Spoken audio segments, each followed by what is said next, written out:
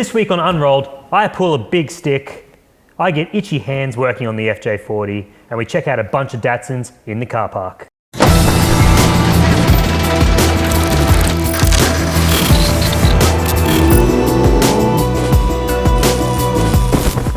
This week I have Leon next to me here.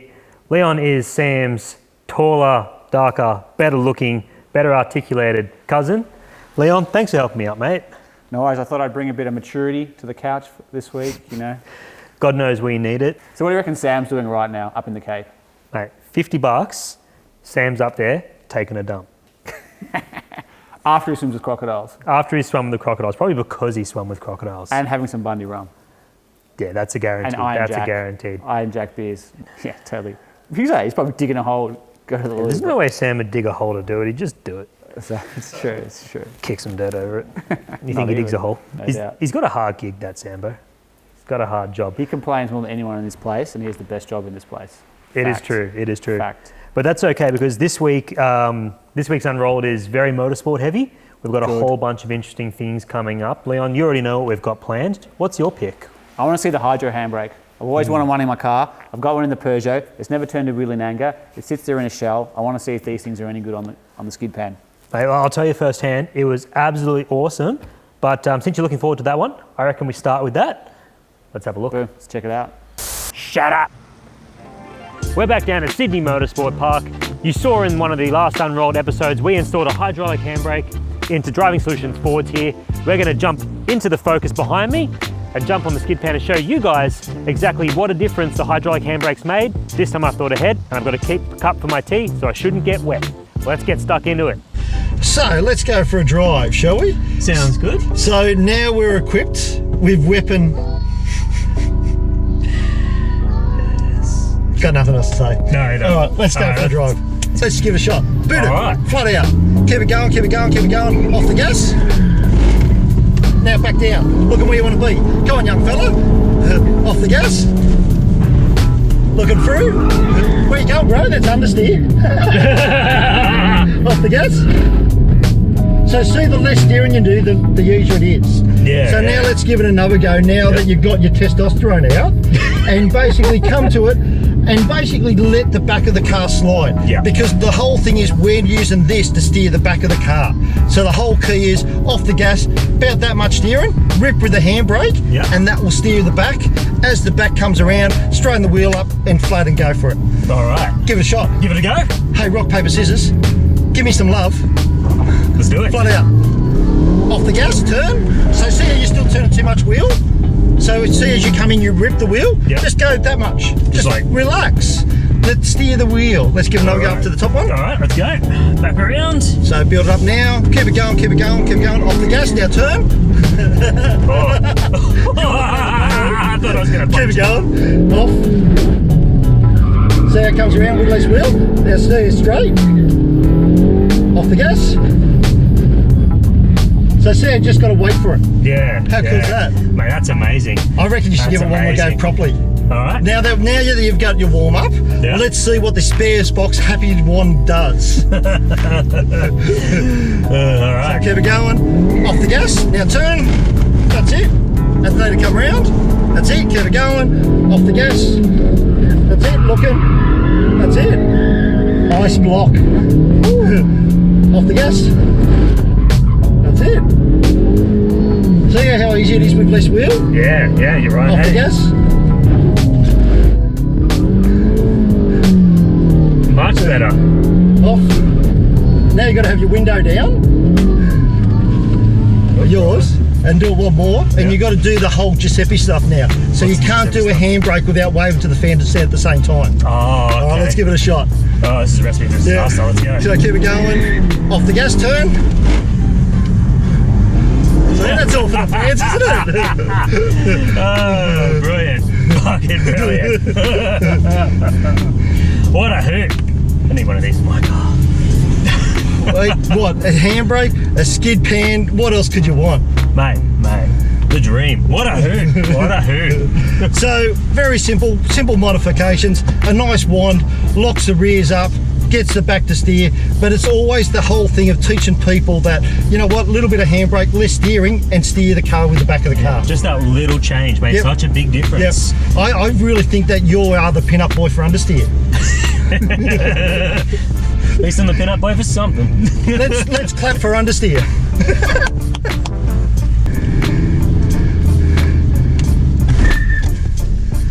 Just so they pay attention. Watch me, bitch. Thanks for that, man. What do you reckon? Ticks the box? Yeah. I think it was the right call. I think that's kind of interesting. Yeah, because especially when seeing how much steering you put on to start with, and then see how you can actually just change your driving habits, and you get so much more. And then, like, people who are likely to do this sort of thing are going to be in my position where they haven't done it before and probably going to approach it in that way as well, let's right? Run. So, let's not walk up to it. Let's run up to it. Yeah.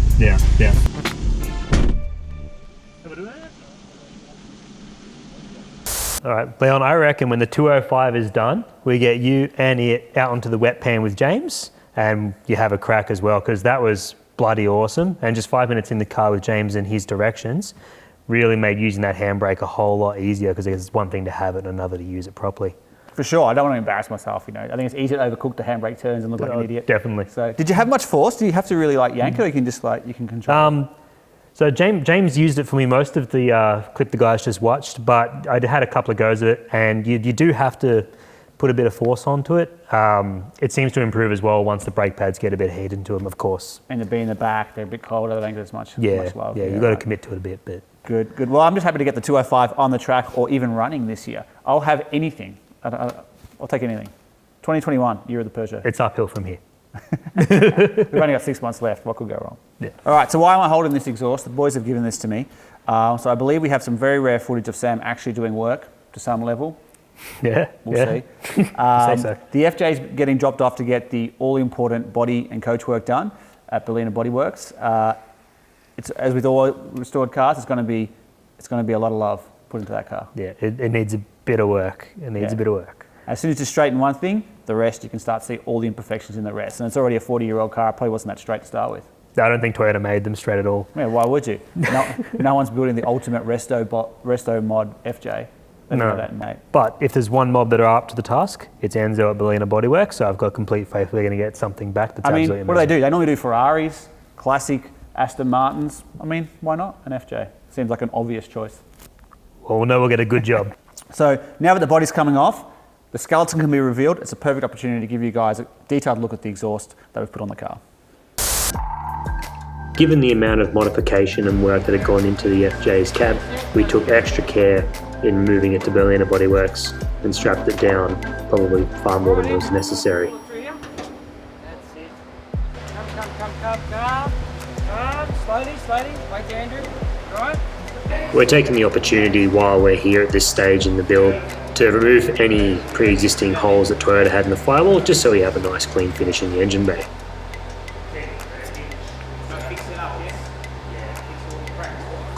Enzo will be seam sealing the entire thing as well, just to ensure longevity once this thing is in paint.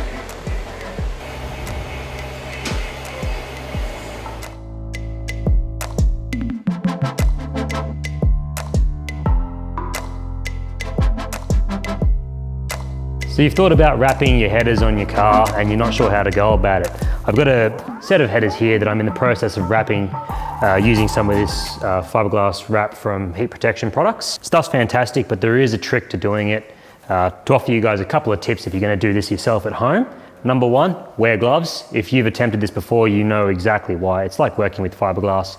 It'll make you incredibly itchy. It's awful. Wear gloves. Use the bathroom before you start doing it, or you'll pay for it, and don't touch your face. Another good tip is wear a shirt that you don't mind ruining or throwing out, because it'll kind of pick up all the fiberglass shavings as well, and you'll want to take it off as soon as you're done. So make sure you wear disposable clothes and have a few pairs of gloves around if you can. I actually prefer to use rubber gloves if available. I don't have a set here at the moment, so these will do, but rubber gloves are way more effective at stopping the fiberglass shards from going through. Additionally, get yourself one of the Toledo tie wire tools. It makes doing a really neat tie off really easy. Doing it with a conventional set of pliers and your hands you're asking for it to break, you're asking for a messy finish, and it won't be very tight either. So grab the tool. It makes the job easier. It makes it better in the long run to do that.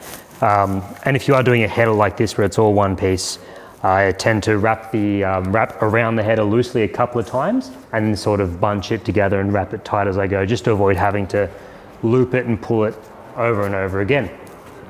It's just way more conducive to getting the job done quickly. I have heard people say that wrapping this stuff while it's wet is conducive to getting a nice tight pull on it. And I've done it once like that, and it is. I'm of two minds when it comes to doing it wet. While you do get a nice tight wrap, it does mean that you are wrapping something metal in wet material, and you can potentially trap moisture in there. If you're working with a mild steel header or something like that, I'd probably recommend against it. If you want to shop the full range of heat protection products and Toledo tools, head to sparesbox.com.au and leave your tips for wrapping headers down below in the comments. When it comes to labour of loves, this FJ is exactly that. It's been a 3-year project where barely a nut and bolt has been left alone, and the exhaust on this car is no different. Today, we're going to be chatting through the exhaust and the engineering marvel that is before us in getting this exhaust to work with this car. When it comes to functional artwork, the exhaust system on our 40 series project car is exactly that. Now, it's hard to find an exhaust that was going to sound good, pass emissions, and work on this vehicle. We're going to show you the intricacies involved in this exhaust. From the laser cut flanges back, you can see the 2-inch headers tucked neatly around all the intricate parts of this build, such as the aircon compressor and the steering box there. Off the back of that, the headers run into a 4-into-1 collector, and the rest of the exhaust runs neatly along the chassis. Now, as I mentioned before, which a lot of people probably haven't had to consider, is that this car needed to sound good and be ADR compliant, and that was a challenge and a half. Now, a lot of you probably know that terrified feeling when you go past a police officer with a modified exhaust or a loud car. And for this vehicle, we didn't want any of that trouble. So it had to sound good and be ADR compliant, which is what we're looking at here. This center section of the exhaust is what helps keep everything nice and legal. It's all V-banded. It has an O2 sensor for each bank. It's also got a high flow catalytic converter and 2 mufflers per bank. Now, 2 of those 4 mufflers are actually disguised as a hot dog, but they are a fully fledged muffler, which is going to help keep the noise levels to a minimum. Space is of the essence underneath this tray canopy with the trundle drawer and the water tank. So we chose to run the 3.5-inch system along the chassis rails, coming to the back and dumping out the rear with no X-pipe. Not only did that free up a little bit of space underneath that tray canopy, but it's going to give us that lumpy, choppy sound that everyone loves. Now, this is where we would normally insert an amazing clip of how good this thing sounds, but as you can probably tell, it's not really in running state. So you guys are just gonna have to stay tuned for future episodes of Unrolled, where we do get this thing up running and revving its guts out. I really wish we had the FJ, the VG running. We could have like stirred up a few RB people. Would have been fun. With that, yeah. I wonder if anyone's ever VG swapped the GTR. So what is this? What are we talking about here? This segment's called Not the News. And in Not the News, we talk about all the latest automotive industry news that you care or don't care about? Mostly don't care about or have already heard, but... it's basically the chats we have in the office just all the time. Yeah, we jot them down 5 minutes before we jump on the couch here and then regurgitate it for you guys. And right on theme with news that no one really cares about, you've got some Porsche news for us. Yeah. Those are I'm a bit of a Porsche file. I like lots of cars. Oh, we don't have a Porsche. There we go. So I do love Porsche. I love Porsche for lots of reasons. The new GT3 has just come out, 992. That may mean nothing to people or everything to people. It's the new GT3. They always lag a few years from when the actual sort of model first comes. So the GT3 is always excited, and that runs normally till after it. Confusing, I know. Latest Porsche is called the 992, 911, not to be confused.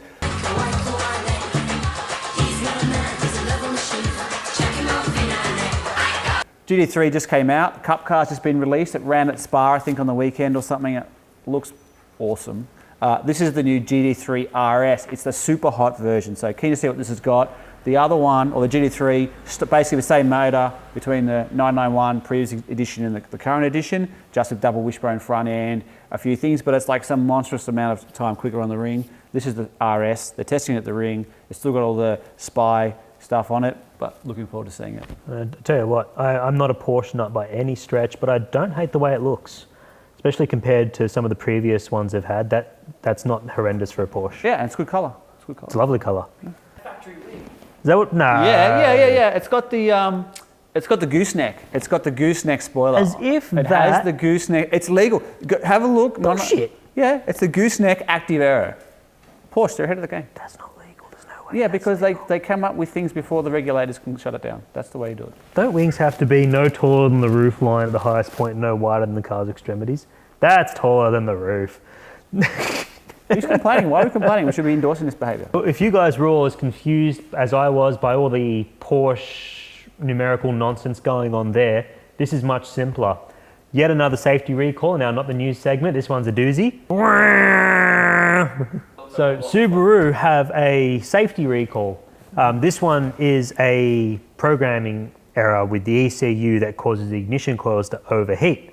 And they're saying, obviously, beyond the obvious fire hazard, it's also an issue where the car will stop running potentially while driving and won't restart, which That could be annoying. That'd be annoying. could be, yeah, fairly annoying. And what Almost- years? What years does it affect? 2017 to 2019, I believe it is. Yeah, that's not too Imprezas and RVs. So I think it's about 57,000 cars affected. So that's a fair number of That's a cars. fair number of cars. That's a lot That's- of work at the dealers. Yeah, Good luck that's with decent. that. But I reckon it would not be as painful as actually having to walk out and see a Subaru in my driveway every morning. So enjoyed Come a on, few I days while love it's at the Subarus. dealership. Oh, 22B. Who doesn't want a 22B? Oh yeah, but these aren't 22Bs. These are Yeah, but it's the same bones, kinda. same badge. Anyway. It's not blue. And else lastly, on the news, Leon, we've got the 300 series Land Cruiser. Ooh, Which the I- much anticipated and or hated, depending on your point of view. I know Sam's been following this fairly closely. He's a big fan of the 300 series Land Cruiser and its V6 that it's getting. So we've got a release date now. It's the 9th of June. Ooh, that's Yeah. pretty close. Very soon, very soon. We've had a couple of spy shots already and everyone seems to kind of have a general gist of what it's going to look Yeah, I like. think it looks quite awful myself, but Yeah, not going to lie, I agree. It's horrendous. But I have heard, like, for those who don't know, I used to work at Toyota in Altona when we made cars there, the mighty Avalon, Camry. My mates who are sort of close to it said they has been doing some testing here for quite a while, and it is awesome off-road. Really? That is the tip that I've got from the guys. Because I think that's the question on everybody's mind is how capable is it actually going to be? It doesn't look like it will be, but Out of the box, they said it's better than any previous Land Cruiser. And being Toyota, I believe that. I guess the question is, how much mods can you throw at it? yeah, I'm looking forward to seeing some off-road footage of these when it gets released. That's 8:30 p.m. as well. Plenty of time to get home from Centrelink. Next up, we went out to Sydney Motorsport Park on the weekend to have a look at a whole bunch of Nissans, predominantly GTRs, parked up, not doing a whole heap. I suppose that way your RB26 can't brake, so it's the best way to use Did them. you kind of like slip in how awesome the VG is and just bring them to a better motor? I mentioned it to a couple of people. Wasn't taken that well. It's all right, we'll show them with our Z. It's going to be groundbreaking. It's a bit disappointing that we didn't actually have the car out there. It would have been fun to sort of shake it up a little bit, but nonetheless, there were some really, really cool Datsuns out there on display. Well, it's nothing if a GTR Festival doesn't have highly modified, big horsepower, pretty awesome cars, let's be honest. There was a lot of highly modified big horsepower cars. Yeah. Well, why not? Like, what's not to love about that? And you and I don't like Nissans that much, but I'll tell you what, you would have enjoyed this. It was still a great day out. Yeah, look. I'm excited to see how it went.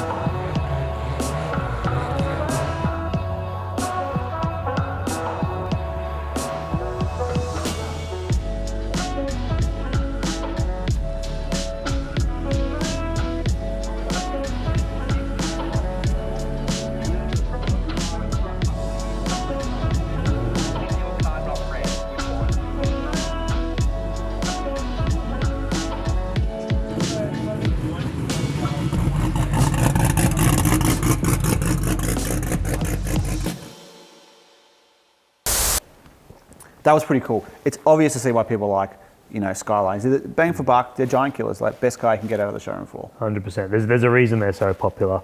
And you're old enough, as am I, to remember the R32s at Bathurst, Which I love. of course. The Scafey ones? The Scafey ones, yeah. In the Winfield, they ran in a couple of liveries. The Winfield one for me is Which was the blue? the The standout. blue and red. Which one's that? The works cars. Yeah, that was good. I think for that reason, actually, my favourite car of the day was actually the Group A inspired 32 there that Hawkins had on his stand. Yeah, nice. I've seen the original one. Lim Fox has it in his museum in Melbourne, or did. If you're down in Melbourne, you can get out. Check it out. It is an awesome car. Great bit of machinery. 100%. Speaking of late 80s turbo Nissans, we headed out to Sydney Motorsport Park yet again with our 300ZX, powered by a proper Nissan engine, the VG30. And I actually got to have a steer this time, which is awesome. We watched you have a go. I did in the time, rain, wet. awful rain. In the wet, I mate. barely hit boost. I had to change my pants. After getting behind the wheel, I can see why it was the way it was. I would not want to steer that car in the wet, especially And on green tyres. tyres. Green tyres. Absolutely horrendous. And a big, deep, and a very angry clutch. Oh yeah. But in the dry, I'll tell you what, that car feels amazing. For something that we haven't really perfected or finessed yet, I'm really happy with where it is. It is wild for sure, but better than I think we could have hoped. But will the engine last? Will 650 horsepower on a wrecker motor? Is that Pretty gonna- stressed out. But let's have a look at how we went. Well, we're back at my favourite time of the week. It's Tuesday night, which means it's Driving Solutions track night here at Sydney Motorsport Park. It's the first track session we've had with the finished race car. Everyone's having a drive tonight. It's going to be a hoot. There's a bit of questionable activity going on from James behind. Oh, we've got it on camera, folks. It's going to be carnage.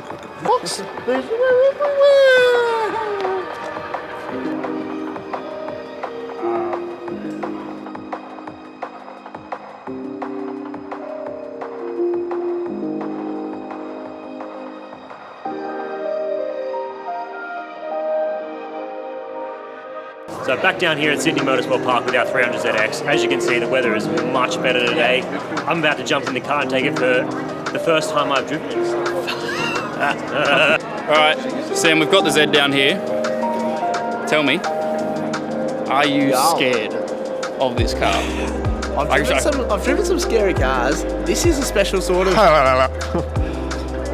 You're the one editing this, I don't even... Oh, no. I can't even... All right, anyway, well, because our presenter can't do his job, I'm going to come over here. I think James is tucked away. Here he is. James is tucked away doing tyre pressures at the moment. I'm going to ask him a quick question. James, are you scared to drive this car for the first time? A little bit, mate. Hurry up with the little drive bit. gauge. I tell you what, I'm afraid. Customers are waiting. These Sparesbox tools are for everyone, not just for you. I can't get a good take. Elvis has got something to say. Here One we go. little thing. Here we This go. is just a little message to my future self when I'm editing this. If you're watching this, you're still alive. Well done. That's all. Play a little time capsule for you. There you go. Hello. Is it scary?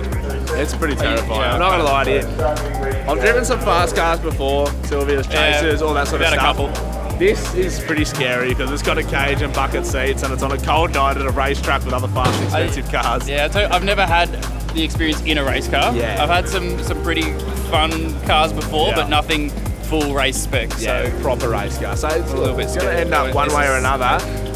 this is James. James's head is James- like a Buddha's belly. If you rub it, you get good luck. There's You a get good genie lap that comes times. out the side of his ear too.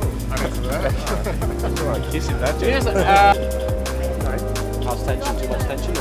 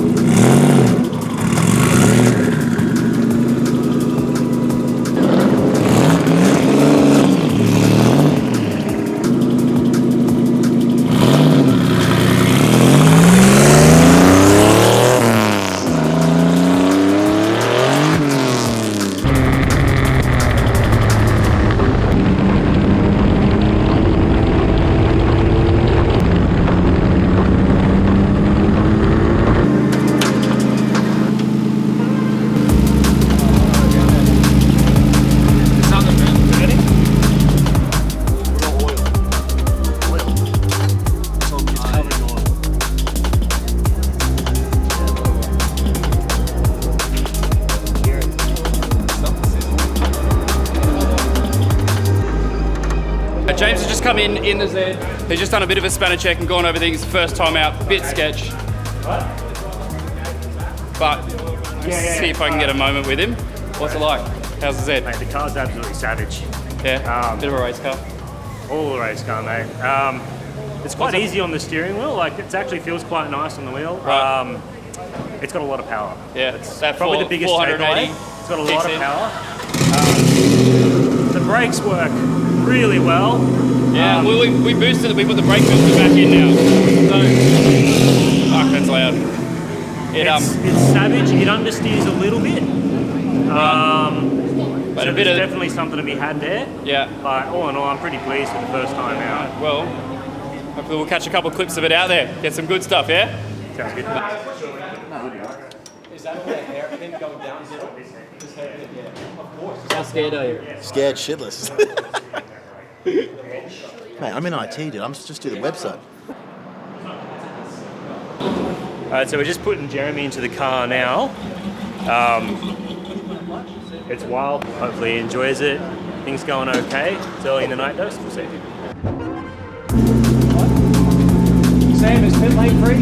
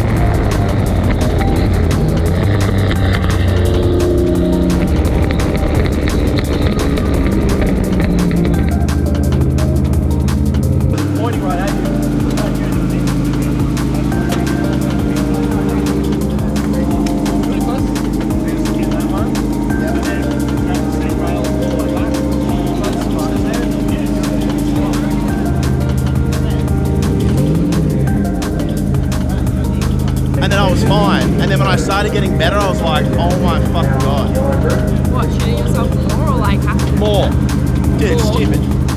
So you're like, if you come on the gas too quickly, it just slides out. I was like, what the fuck? And I'm like, but it's completely controllable. I feel it's sick.